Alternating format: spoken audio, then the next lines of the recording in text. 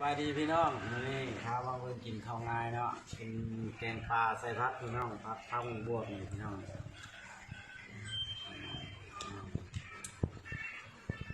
ปลาข้อพี่น้องปลาขาวปลาเค็มเนาะโอ้ปลากดน้อยกว่านี้ครับ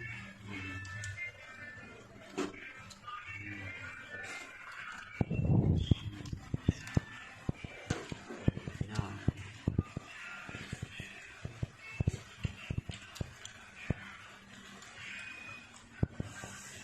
พักเลยพี่น้อง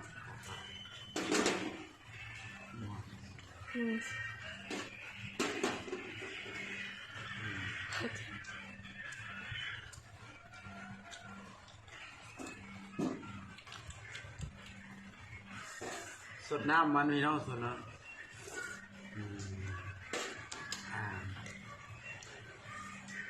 แซ่บแซ่บแซ่บแซ่บ